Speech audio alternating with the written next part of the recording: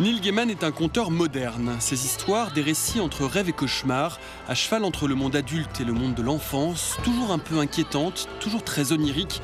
Et c'est par le rêve que tout a commencé avec Sandman, le marchand de sable, littéralement, le personnage de comics qu'il crée en 1989. Au début, Sandman venait de mes peurs de ne pas pouvoir écrire un comic chaque mois. Je ne savais pas vraiment si j'étais capable d'écrire une histoire chaque mois. Donc je me suis dit, je vais essayer de créer un personnage qui raconterait des histoires, qui me permettrait d'aller partout. Dans le passé, le futur, les rêves, la mythologie, l'histoire, la science-fiction, la fantaisie, enfin tout ce que je voulais faire. Je n'ai jamais été convaincu par les super-héros. Quand je regarde les Avengers, c'est fantastique. C'est Joss Whedon qui réalise. Et c'est génial. Mais ce sont les gentils qui gagnent toujours. Et quand le méchant gagne, le gentil finit quand même par gagner. C'est toujours pareil. En termes de storytelling, le super-héros est très insatisfaisant. Pour Horror Comics, je ne savais pas ce qui pouvait se passer. Tout le monde pouvait mourir et tout pouvait arriver.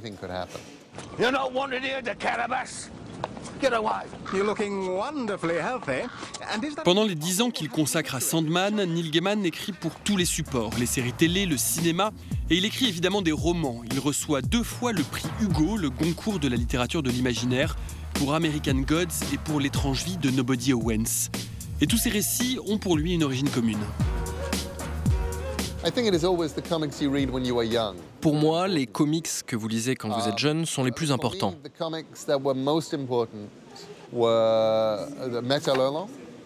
Pour moi, c'était Métal Hurlant parce que je ne les comprenais pas. Du coup, j'inventais un peu mes histoires parce qu'en fait, mon français n'était pas assez bon.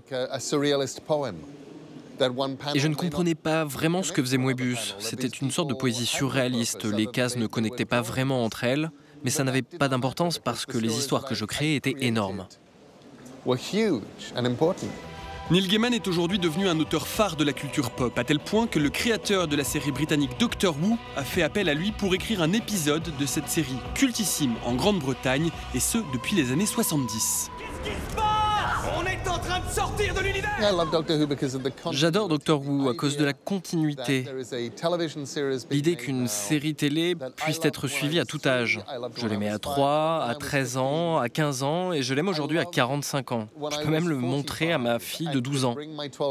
Ça marche pour les enfants et pour les adultes. Et j'adore cette idée d'une série qui marche pour toute la famille.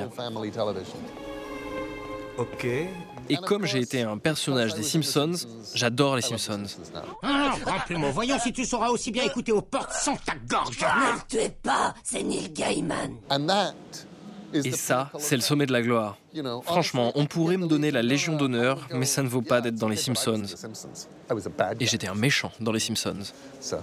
J'ai volé mon entrée sur la liste des best-sellers une fois de plus. Et le plus bruyant dans l'histoire, c'est que je ne sais même pas lire.